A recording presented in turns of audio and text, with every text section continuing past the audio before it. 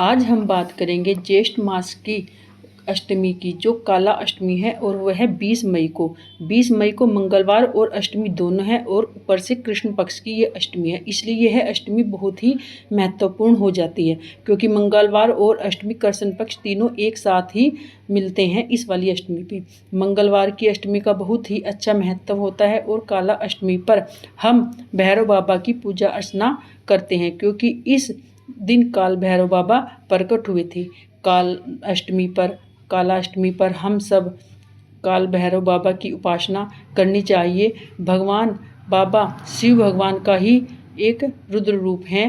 अगर आपके घर पर भैरव बाबा की मूर्ति नहीं है तो आप शिव भगवान पर भैरव बाबा का स्मरण करते हुए पूजा अर्चना कर सकते हैं। और अगर आपको दुश्मन परेशान कर रहे हैं तो आपको भैरव बाबा की पूजा अर्चना अवश्य करनी चाहिए। और अपनी दुश्मनों को आपको दूर रखने के लिए आज के दिन एक पर्ची पर अपने दुश्मनों का नाम लिखकर उनको एक छोटे से पात्र में रखकर, जैसे थोड़ी छोटी सी मिट्टी की कोई कुल्हड़ होती है ना, उसमें शहद भरकर आपको पीपल के पेड़ के नीचे रखकर आना चाहिए। आपके दुश्मन आपसे दूर रहेंगे, खुद आपसे हाथ मिलाएंगे, आपके पास आएंगे और उनकी नेगेटिव एनर्जी बिल्कुल दूर हो जाएगी। रोग कष्ट दुख दूर नेगेटिव एनर्जी है तो तब भी आपको भैरव बाबा की पूजा अर्चना अवश्य करनी चाहिए। आज है मंगल, यानी 20 मई को मंगलवार पड़ेगा और इसका महत्व और भी बढ़ जाता है। इस दिन आपको माता का गुड़हल का फूल अवश्य अर्पण करना चाहिए या माता को गुड़हल की माला अर्पण करनी चाहिए। इस अष्टमी पर माँ की पूजा आराधना अवश्य करें। दुर्गा चालीसा का पाठ करें। अगर आपके पास समय है तो आप दुर्गा सप्तशती का पाठ भी अवश्य करें। और माँ को छोले और हलवे का भोग इस दिन इस अष्टमी पर अवश्य लगाएं। भैरव बाबा के मंदिर में जाकर, आपके पास मतलब मंदिर है आपके पास जाकर, तो आप भैरव बाबा के मंदिर में जाकर आज के दिन जलेबी और दही का भोग अवश्य भैरव बाबा को अर्पण करें, क्योंकि यह भैरव बाबा का प्रिय भोग है। और जिसको स्वीकार करने से भैरव बाबा आपके ऊपर जल्द ही प्रसन्न हो जाते हैं। जिनका विवाह नहीं हो रहा है वो आज के दिन माँ को एक चुनरी अर्पण करें और श्रृंगार का सामान अर्पण करें। आज अपने घर पर आपको सभी सदस्यों की नज़र अवश्य उतारनी चाहिए। छोटे बच्चे हैं उनकी नज़र अवश्य उतारनी चाहिए।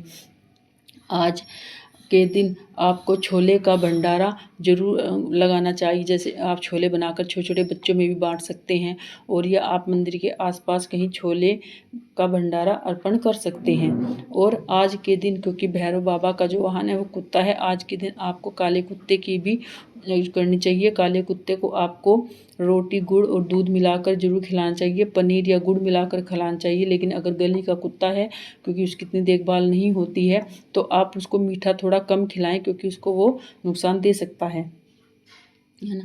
और फिर मंगलवार है और हनुमान जी की पूजा अर्चना भी आप अवश्य करें, क्योंकि मंगलवार है और अष्टमी है और भैरव बाबा की अष्टमी भी है। तीनों संजोग एक साथ मिल रहे हैं और ज्येष्ठ मास का ये दूसरा बड़ा मंगल भी पड़ेगा।